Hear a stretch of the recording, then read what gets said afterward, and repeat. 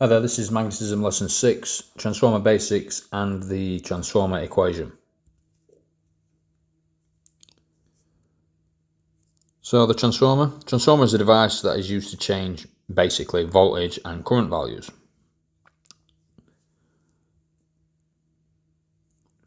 There's circuit symbol. Remember to pause at any point if you wish to make any notes. So we're starting off basic, so step-up transformers. In a step-up transformer, the voltage across the secondary coil is greater than the voltage across the primary coil. And remember, if voltage increases, current would decrease. They oppose each other, so whatever happens to voltage, the opposite will happen to current. In a step-up transformer, the secondary turns must be greater than the primary turns. That's the number of coils.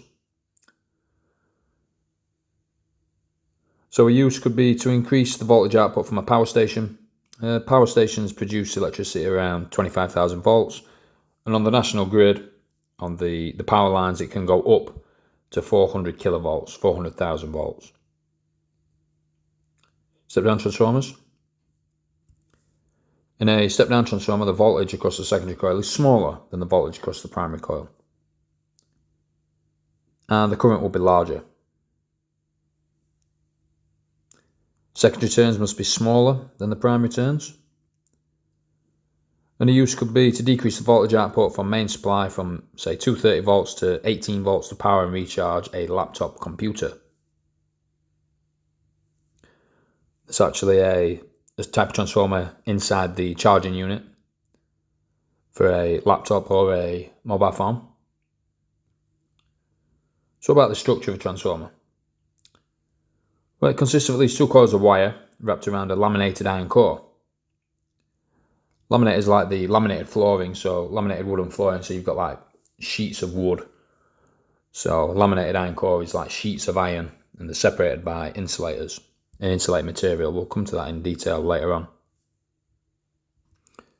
So we have a laminated iron core, and then we have a primary coil of N turns with a primary voltage. That squiggle line here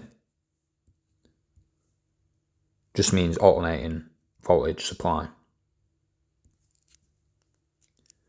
And we would have a secondary coil of NS turns, also with a secondary voltage, alternating voltage. So how do they work? Well, essentially you put an alternating voltage across the primary coil with the number of turns P. And what it does, it causes an alternating current to flow in this coil. So alternating current means it flows in one direction, then it'll switch to another direction, then switch back to its original direction and keep alternating. And what an alternating current does is induce an alternating magnetic field within the laminated iron core. And then this alternating magnetic field will then continually cut across the secondary coil. So it'll cut, change direction, set up in the other direction, cut again, set up in the other direction, and cut again. And keep doing that. So electromagnetic induction occurs in the secondary coil, which produces an alternating voltage in the secondary coil and subsequently induces an alternating current in the secondary coil. So we're essentially using an alternating current to produce an alternating magnetic field to produce a different alternating current in the secondary coil.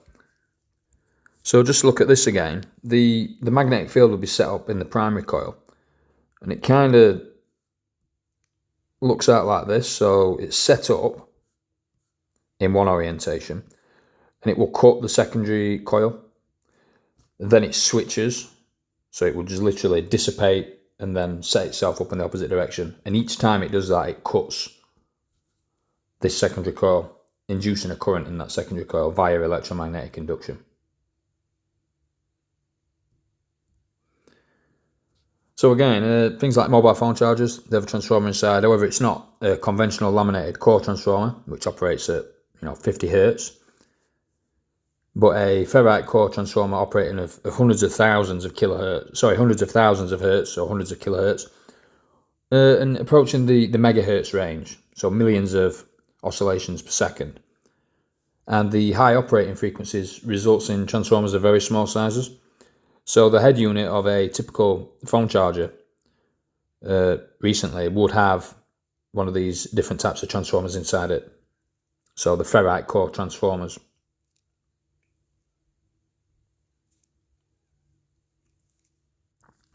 Just a quick recap from GCSE and a little bit of extension. So a power station will produce voltage at, say, 25 kilovolts. We use a step-up transformer to put the voltage on the national grid system up to 132 kilovolts or higher. It can go as high as 400 kilovolts. The reason we do that is to keep the current low, and obviously low current means less energy losses, or less heat loss to the environment. It's very important. And that's just from the equation P equals IV. So power will stay broadly the same, but we increase voltage massively, and as we increase voltage, the current will decrease. So it reduces heat loss.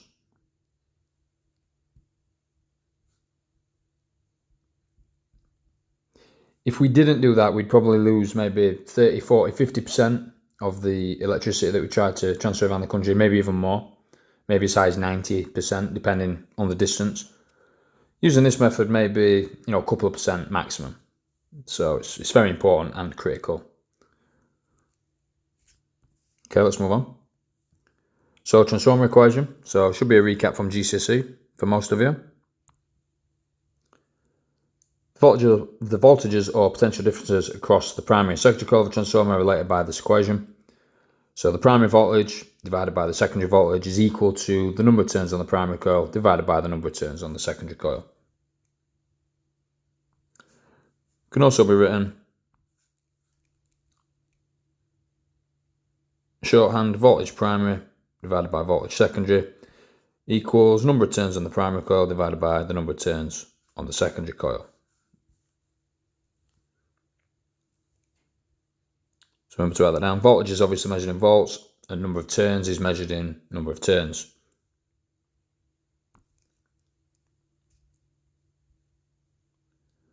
So some easy questions, just some practice. So let's pause and have a go at this one. And then calculate the secondary voltage of a transformer that has a primary coil of 1200 turns and a secondary of 150 turns if the primary is supplied with a 230 volts of electricity. So we're going to use voltage primary divided by voltage secondary equals number of turns on the primary divided by number of turns on the secondary. So the primary voltage is 230 divided by voltage secondary equals number of turns on the primary is 1200 divided by number of turns on the secondary, 150. So voltage secondary would be 230 multiplied by 150 divided by 1200. And that gives us a value of 28.75 or 28.8 volts. Very straightforward. Let's do another one. Calculate the number of turns required. Sorry, if you want to pause and have a go. Calculate the number of turns required for the primary coil of a transformer if a secondary has 400 turns and the primary voltage is stepped up from 12 volts to a secondary voltage of 48 volts. So again, voltage primary divided by voltage secondary equals number of turns on the primary divided by number of turns on the secondary. So we've got 12 divided by secondary voltage of 48 volts equals number of turns on primary divided by number of turns on secondary is 400. So number of turns on the primary is simply 12 times 400 divided by 48. And that gives us 100 turns. So 100 turns. Hopefully that's okay. Let's move on. So if you just want to complete this table, so if you want to pause, calculate all the values using the relevant equation that we've just done, and then I'll give you the answers. Okay, let's go for the answers. So the first one, number of turns, should get 50. Question 2, the voltage, should get 46 volts. Turns for the primary, 200.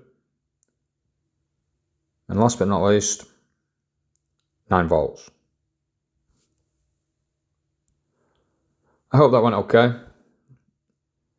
A lot of that should be, information that you've mainly seen before. And then we'll step it up in the next video lesson. So I hope that helps. Thanks for watching. I'll speak to you soon.